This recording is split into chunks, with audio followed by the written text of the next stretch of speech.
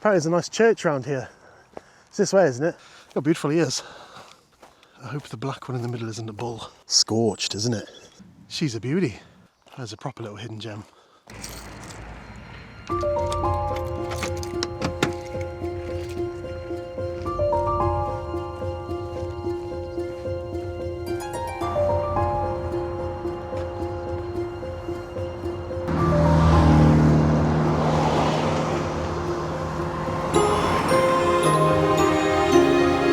Hello and welcome to this next adventure of the Corbs. We're in a place called Alderminster today, which is in between Stratford upon Avon and Shipston on Stour. Yeah, come along with me and see what we can find. So just for reference, parked up at the Bow pub, just in the middle of the village back there. And just before, so if you head back towards Stratford, to start walking back towards Stratford, you'll get just before the 50 sign there you got the village. There's actually this little public footpath metal gate here, so this is where you need to go in to follow the walk.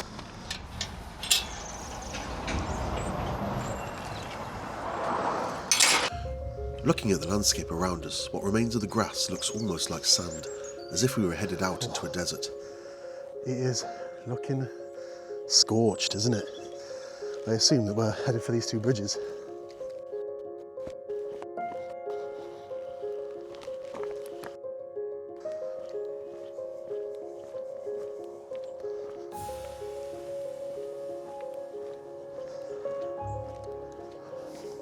So in the UK, we are in the midst of one of the longest heat waves actually to ever plague the country. I'm pretty sure this is probably meant to be a bit of a stream that follows all the way along and goes into the fenced area there. And as you can see, it is absolutely bone dry. But yeah, these poor sheep, bless them, got very, very little to graze on, haven't they? So this here is the bridge over the River Stour. And as you can see, there really is not a lot left of the River Stour. Some sheep there just crossing it, bless them.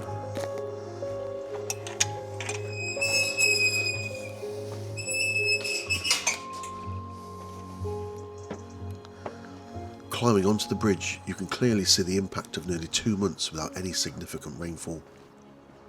So you can clearly see where the river should be on both sides.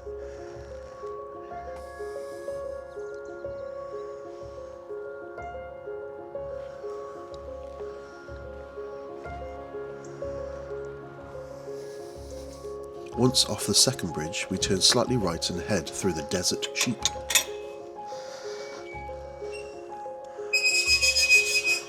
How's it going, guys? You all okay? You've had a harsh few weeks, haven't you? Bless you. Just going for a walk. Apparently there's a nice church around here. It's this way, isn't it? Yeah? Sound.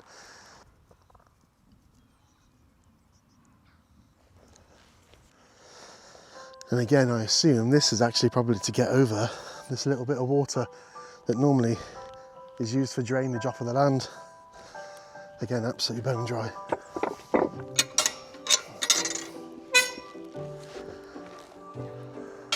With the sheep behind us, we continue towards some rather larger farmyard animals.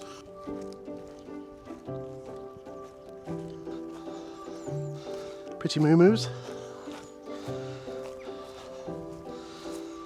Oh, it's a pointless gate, isn't it, really? Do you mind if I come in? Is that okay? Just going to go this way. I know you've got little ones there, I can see them. I'm going to stay well to the left. I'm a vegetarian. I hope the black one in the middle isn't a bull. I can't see any horns. Horns aside, my attention turns to more dangly prospects that might give a better idea of how this large black desert moo identifies. I got a feeling that black one might be the bull. I am just going to keep walking, not make eye contact. I don't know if that's the right thing to do. Isn't that gorillas? I know gorillas, you have to stand still, don't you? I've seen the film Congo. He is definitely watching me, isn't he? Before long, salvation comes in the form of a gate leading onto a quiet farm track.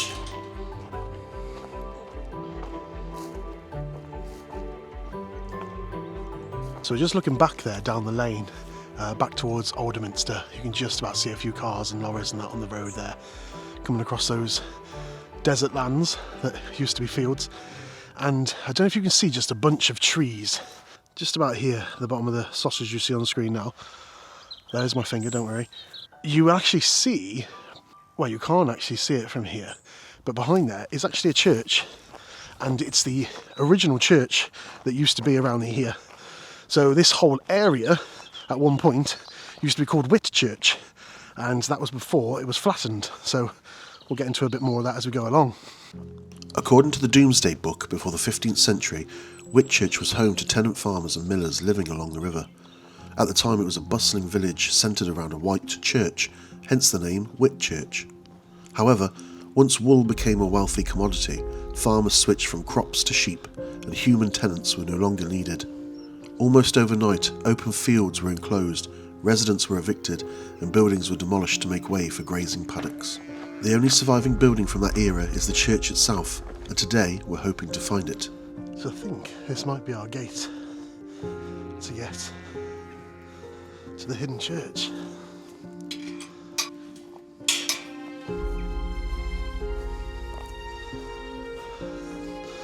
You're right, guys. You okay? How beautiful he is. Well, it looks like they might. I don't know if that's the church, I can't quite tell. It's in amongst a load of trees, apparently. Looking here on the outskirts of the churchyard, you can clearly see the ridge and furrow landscape, that Big Dipper effect synonymous with medieval crop fields, a reminiscent scar of what once was.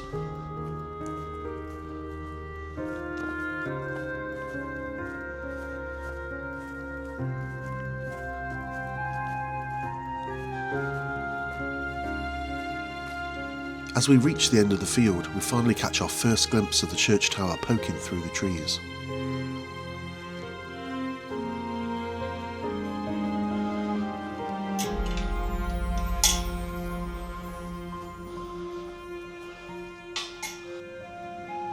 She's a beauty.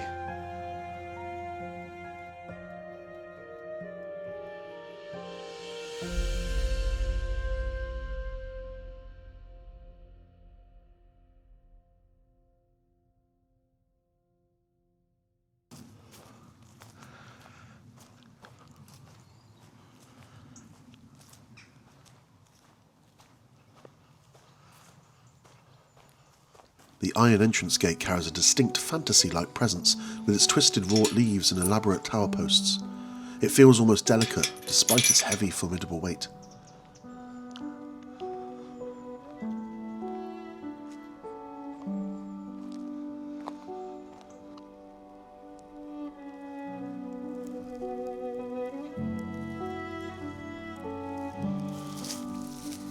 While many local churches were heavily altered during the Victorian era, St Mary's seems to have escaped that fate, retaining much of its original 12th century Norman character.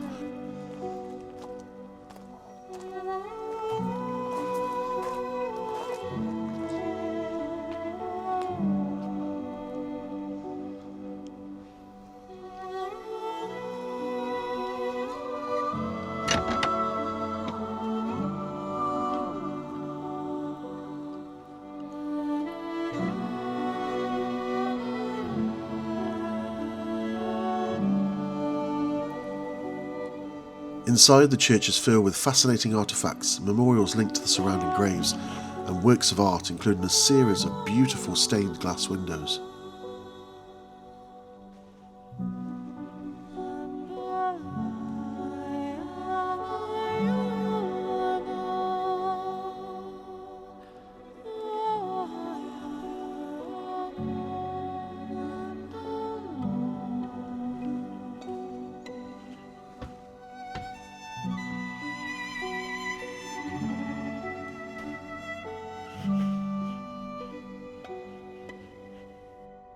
Unlike some of Warwickshire's more flamboyant stone churches, St Mary's features a charming timber-framed bow tower sitting at the western end of the nave roof. Once the majestic centrepiece of a thriving medieval village, the church now stands alone, a deserted piece of history sheltered by a ring of guardian trees. There is something almost Tolkien-esque about this place, an oasis of safety and tranquility, tucked away from prying eyes, just waiting for those willing to seek it out.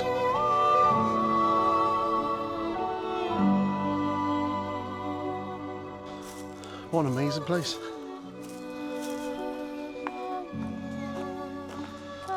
There's a proper little hidden gem. Leaving St Mary's behind, we head back along the same path toward the main road.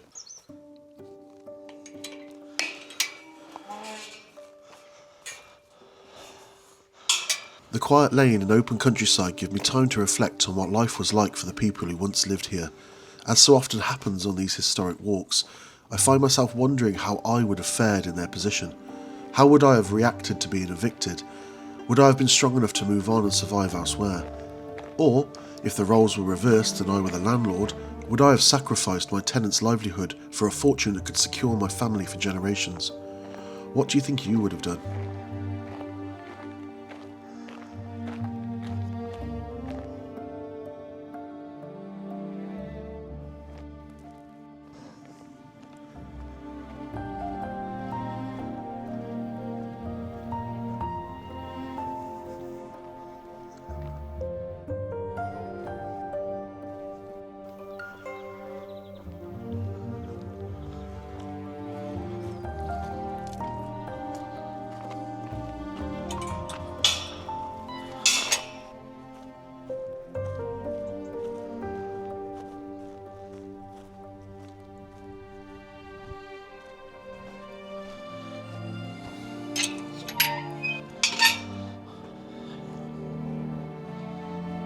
So we've just come back into Alderminster itself now, just over a bridge, I believe, over this supposed river.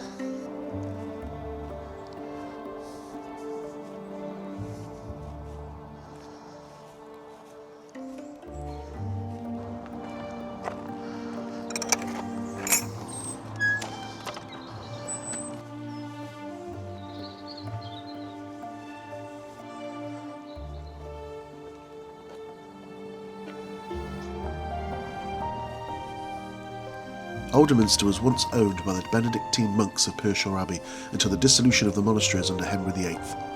Eventually, in 1747, the estate passed to the West family. During the 19th century, the Wests remodelled Alderminster into a uniform style, which explains why so many of the buildings today feature that signature red brick look.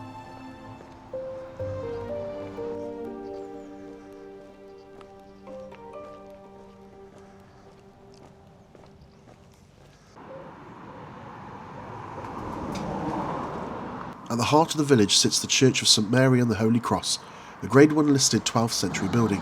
Today, unfortunately, it's surrounded by contractors undergoing major repairs, not ideal for filming, but certainly a good reason to return next time.